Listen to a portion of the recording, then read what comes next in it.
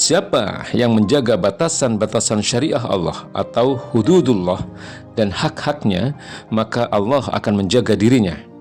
Ibnu Rajab pun merinci bahwa bentuk penjagaan Allah atas makhluknya mencakup dua hal. Pertama, penjagaan atas kemaslahatan dunianya, mencakup badan, anak keturunan, keluarga, dan harta bendanya. Kedua, penjagaan atas agamanya. Ibnu Rajab menuturkan, "Mata kana al-'abdu mustaqilan bi ta'atillah fa innallaha yahfazuhu fi tilkal hal." Ketika seorang hamba sibuk dengan ketaatan kepada Allah, maka sesungguhnya Allah akan menjaga dirinya dalam keadaan demikian. Al-Imam Ibnu Hajar Al-Haytami dalam Syarah Al-Bar'in An-Nawawiyah, beliau menjelaskan,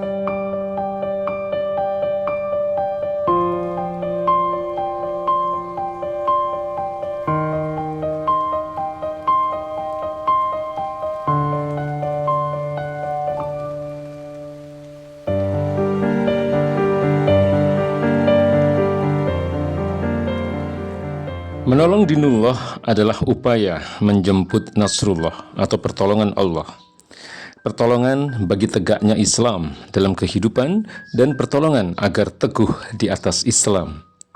Amal agung ini bukan sembarang amal, melainkan amal yang wajib dilandasi keimanan, bahkan menjadi tuntutan keimanan. Sebagaimana isyarat agung dalam firman Allah Subhanahu wa taala, "Ya ayyuhalladzina amanu in tansurullah yansurkum wa yusabbit aqdamakum."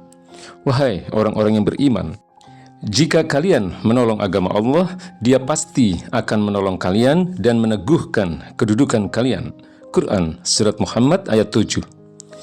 Allah Subhanahu wa taala mengawali seruan dalam ayat agung ini dengan seruan keimanan, agar orang-orang yang beriman menolong dinullah, menegakkan syariahnya dalam kehidupan dan mendakwahkannya. Istimewanya, secara kiasan Allah menisbatkan pertolongan hamba-hambanya kepadanya. Padahal Allah Maha Kuasa atas segala perkara. Dia tidak membutuhkan pertolongan makhluknya. Ini untuk menunjukkan betapa agungnya amal menolong agama Allah. Al-Imam Abu Ja'far An-Nahlas dalam kitabnya I'rab Al-Quran menjelaskan bahwa ungkapan tersebut merupakan kiasan atau majaz yang disebutkan Allah. Maksudnya adalah menolong Rasulnya, agamanya, syariahnya, dan kelompok pembela agamanya atau Hizbullah. Ini sebagaimana ditegaskan pula oleh Imam Ar-Razi dalam kitabnya Mafatih Al-Ghaib. Asy-Syaikh Ibnu Al-Utsaimin dalam Syarah Riyadhus Shalihin menjelaskan, yang dimaksud menolong Allah adalah menolong agamanya. Sebab sesungguhnya Allah dengan dirinya tidak membutuhkan pertolongan apapun. Dia maha berkecukupan dari selain dirinya. Namun yang dimaksud pertolongan di sini adalah menolong agama Allah dengan menjaga agama dan mempertahankan serta tegas menentang pelanggaran dan lain sebagainya dari berbagai sebab pertolongan atas syariahnya. Ibnu Utsaimin pun menjelaskan bahwa Allah melipat gandakan ganjaran perbuatan menolong agama Allah. Pertama, ganjaran yansurkum, atau dengan arti Allah menolong kalian, yakni Allah akan menolong kalian atas mereka yang memusuhi. Kedua, ganjaran yusabbit aqdamakum, Allah meneguhkan kedudukan kalian, yakni Allah meneguhkan di atas agamanya. Menariknya, ungkapan agung yusabbit aqdamakum, yang berarti Dia akan meneguhkan kaki-kaki kalian, merupakan bentuk kiasan atau majaz murzal. Yang dimaksud adalah keseluruhan diri orang-orang yang Allah teguhkan.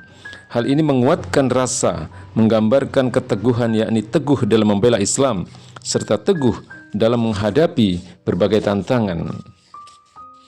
Demikian sebagaimana dialami para nabi dan rasul alaihi salam.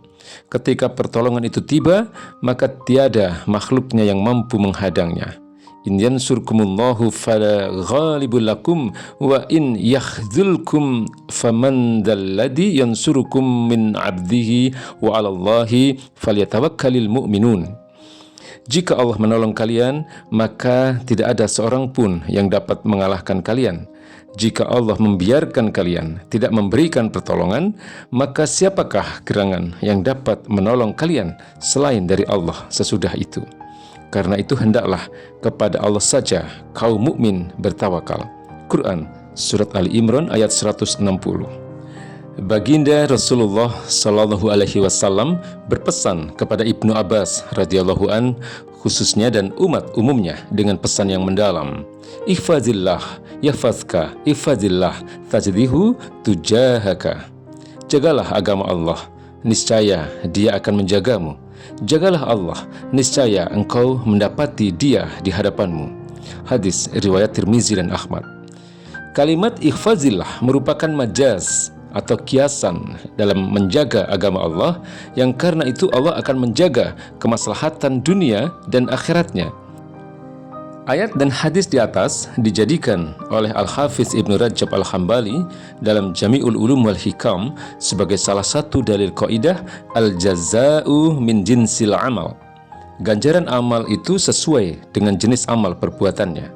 Artinya, siapa yang menjaga batasan-batasan syariah Allah atau hududullah dan hak-haknya, maka Allah akan menjaga dirinya. Ibnu Rajab pun merinci bahwa bentuk penjagaan Allah atas makhluknya mencakup dua hal.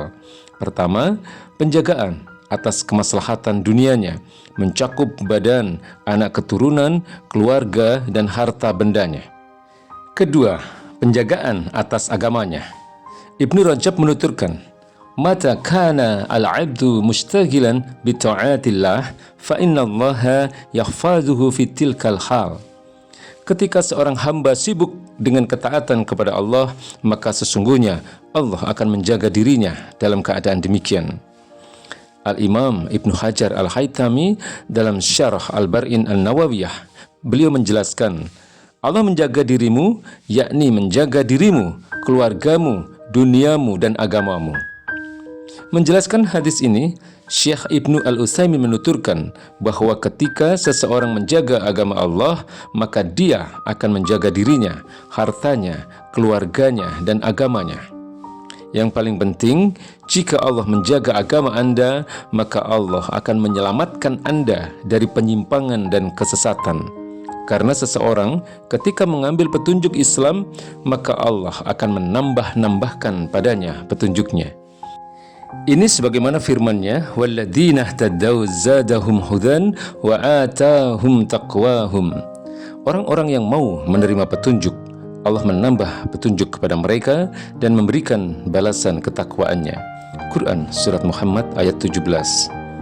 Hal ini mengisyaratkan bahwa perbuatan menolong agama Allah hakikatnya merupakan bentuk syukur seorang hamba atas nikmat beriman dan berislam. Diperjelas oleh wasiat para nabi dan rasul alaihimissalam. Syekh Atta bin Khalil dalam At-Taisir fi Usul Tafsir menjelaskan bahwa Nabi Ibrahim alaihissalam menunaikan perintah Allah, tunduk, patuh, dan ikhlas kepadanya. Ini yang beliau wasiatkan kepada anak-anaknya. Begitu pula wasiat Nabi Yakub alaihissalam kepada anak-anaknya agar senantiasa berpegang teguh pada agama Allah yang Allah pilih untuk mereka. Juga agar mereka senantiasa berada dalam agamanya hingga mereka diwafatkan oleh Allah dalam keadaan tunduk dan taat kepada dirinya, tidak pernah berpaling, selalu tunduk dan pasrah. Allah pun berfirman menggambarkan kaum Hawariyin, pengikut Nabi Isa alaihissalam. Ya ayyuhalladzina amanu kunu ansarullah kama qala Isa ibnu Maryam lil hawariyin man ansari ilallah qala al hawariyun nahnu ansarullah fa amanat ta'ifatun min bani Israel wa kafarat ta'ifatun fa ayyadna ladina amanu ala aduwihim fa asbahu zahirin. Wahai orang-orang yang beriman, jadilah kalian para penolong agama Allah, sebagaimana Isa ibnu Maryam telah berkata kepada para pengikutnya yang setia, siapakah yang akan menjadi para penolongku untuk menegakkan agama Allah? Para pengikut yang setia itu berkata, kamilah para penolong agama Allah. Lalu segolongan dari Bani Israel beriman dan segolongan lain kafir. Kemudian kami memberikan kekuatan kepada kaum yang beriman atas musuh-musuh mereka, sehingga mereka pun menjadi kaum yang menang. Quran Surat As-Saff ayat 14. Perbuatan menolong agama Allah itu sendiri terrealisasi ketika seorang muslim mempelajari, mengamalkan, mendakwahkan, serta membela Islam dari berbagai tikaman kaum yang terperdaya. Hal ini meniscayakan seorang muslim pejuang untuk membekali dirinya dengan ketajaman pandangan atau fikrah mustanirah dalam melihat berbagai celah yang bisa merusak umat Islam. Ia pun memiliki kesadaran untuk mengidentifikasi akar masalah dan menghadirkan solusi Islam atasnya. Ini sebagaimana karakter para pejuang Islam generasi teladan umat ini, yakni Rasulullah Shallallahu Alaihi Wasallam dan para sahabatnya. Meneladani mereka adalah keberuntungan. Al-Imam Al-Alusi dalam Ruhul Ma'ani bertutur, meski kalian belum seperti mereka, serupailah mereka, sebab sungguh menyerupai orang-orang mulia adalah keberuntungan. Wallahu a'lam bishawab.